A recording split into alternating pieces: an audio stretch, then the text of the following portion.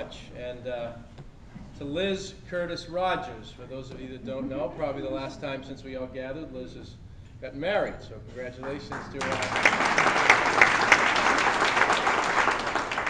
Thank you, Liz, for all you do and helping bring us together. I also want to thank One Family, Paul and Phyllis Fireman Foundation for their work, Mass Housing and Shelter Alliance for sponsoring the event and giving us the opportunity for us to come together and talk about the successes and the discussion as well as about how we will prioritize our efforts in the future.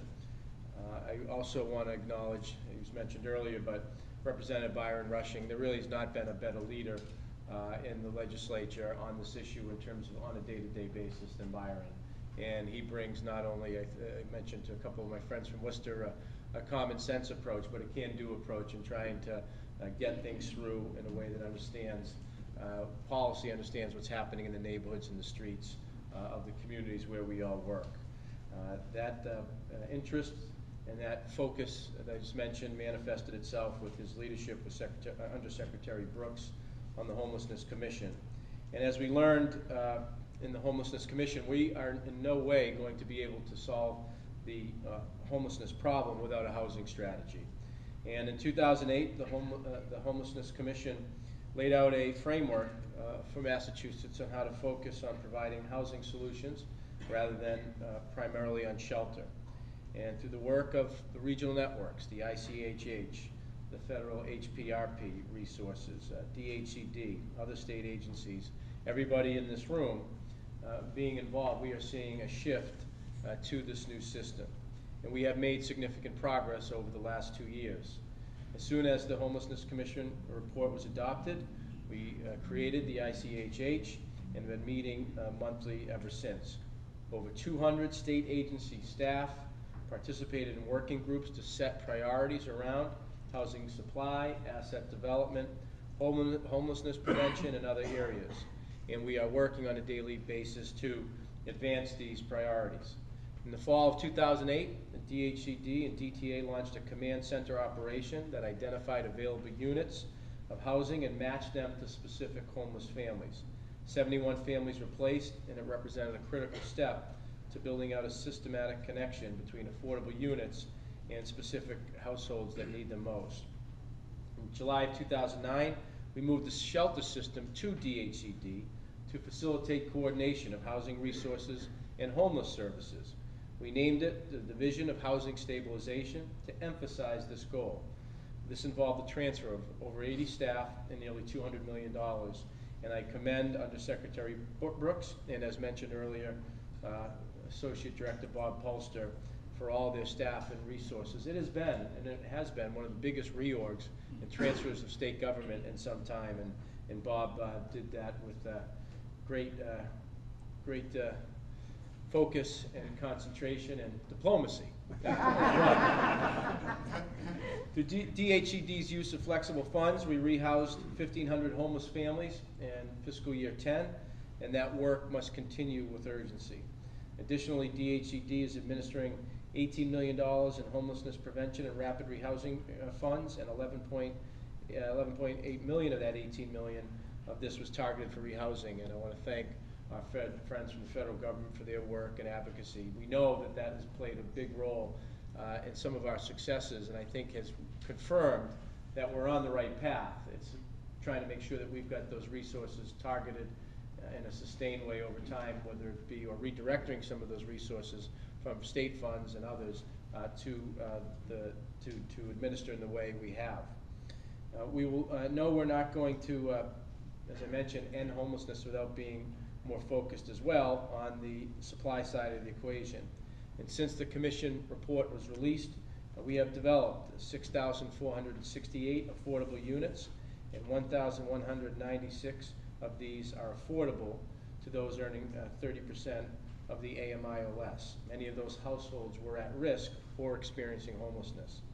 The Commonwealth also receives $60 million annually from HUD for supportive housing programs, making sure that households have the support they need to keep their housing, which is, as we talk about our architecture, trying to make sure we're keeping them not coming to the front door again with a screen door, The governor, with the support of the legislature, we've been able to level fund the Home and Healthy for Good project led by Mass Housing and the Shelter Alliance.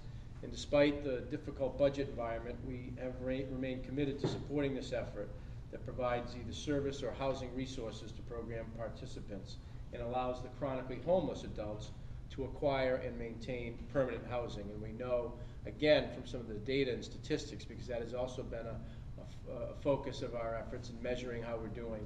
We've seen on the Home and Healthy for Good, we're able to keep those people housed. And that, again, is a great benefit to those individuals in terms of rebuilding their lives, their own health, dignity, and well-being, but it also saves the system significant dollars.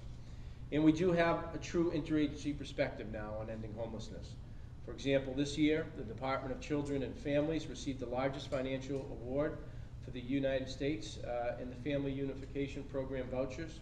17 vouchers went to aging out youth. Another 70 went to DCF-involved families where housing was a barrier to unification. Additionally, through the VASH program, we have housed 258 formerly homeless veterans in their communities of choice with the wraparound services and comprehensive health care. Those veterans now receive case management to achieve stability, employment, and long-term sufficiency. And when we talk about housing first, we have to say housing first with supportive services, which is absolutely key, whether on the family side or the adult chronic side, to make sure that they are going to be successful and supported. The regional networks have leveraged all of this work, and we've proven that coordinated and collaborative approaches can prevent and end homelessness more effectively and efficiently. And the outcomes from the networks are pretty remarkable.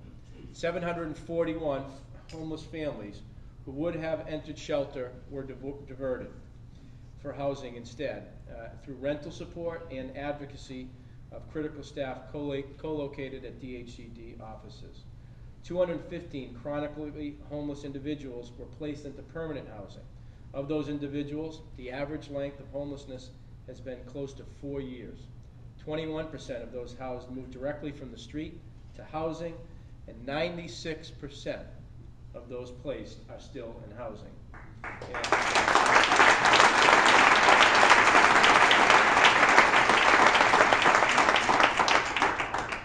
And based upon these successes and others, I'm excited today that we're going to be able to announce that despite the budgets and the challenges that we face, we are going to continue to try to make sure that the work that you all have facilitated and implemented across the state in building and strengthening these networks, we believe strongly that it must continue. So this morning, I'm pleased to announce that the Patrick Murray administration is providing an additional $1 million this year to continue the regional network's housing efforts.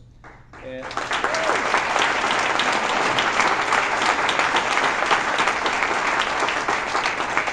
consistent with the public-private partnership that hallmarks the work of the regional networks, we're very pleased to announce as well that the Commonwealth, in partnership with the United Way system in Massachusetts, today 7 United Ways from across the state are committing to provide $560,000 this year to the networks in the region. So that makes us to a total of $1,560,000 to get us through for the remainder of the year. So I want to ask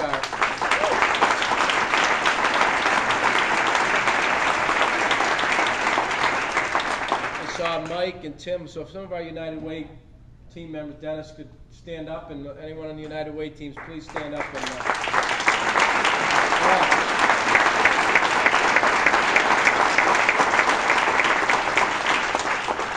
Paul over there you go. Paul's here too.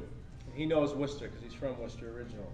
So that's good news, because it gives us, I think, a certain reassurance that there's not maybe as much as we would like, but there's dollars there to continue the work, to continue to seek out opportunities, to continue to seek out to build support, both financial and otherwise, around the regional networks.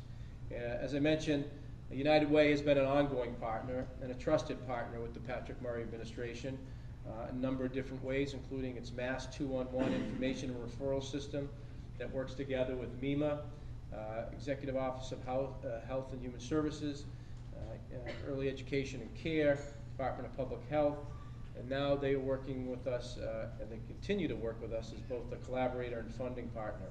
And again, their support and that of their supporters, those who donate and commit to the United Way, is very much appreciated. Despite our successes, though, we can't be satisfied because we know there's still an incredible demand. We see it every day at the front door, at the screen door, families that need housing, individuals that need housing.